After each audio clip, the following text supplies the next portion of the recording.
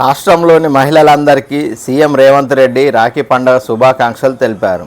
సోదరి సీతక్కతో నా అనుబంధం రాఖీ పౌర్ణమి నాటి వెన్నెలంతా చల్లనిదని ముఖ్యమంత్రి రేవంత్ రెడ్డి అన్నారు. ఈ పండగ వేళ రాఖీ కట్టిన సీతక్కతో పాటు రాష్ట్రంలోని ప్రతి ఆడబిడ్డ జీవితంలో పండు వెన్నెల లాంటి ఆనందాలు వెళ్లి విరియాలని మనసారా కోరుకుంటున్నట్లు తెలిపారు.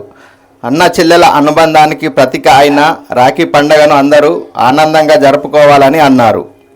మహిళల రక్షణ, భద్రత విషయంలో ప్రభుత్వం తగిన చర్యలు చేపడుతుందని, ఎక్కడ మహిళల అభివృద్ధి, సంక్షేమ విషయంలో ఎక్కడ రాజీ పడలేదని అన్నారు. అక్క చెల్లెలందరికీ తమ ప్రభుత్వం ఎల్లవేళలా అందుబాటులో ఉంటుందని, అందరి దీవెనలతో విజయవంతంగా ప్రజాపాలన సాగిస్తుందని ముఖ్యమంత్రి భరోసా ఇచ్చారు.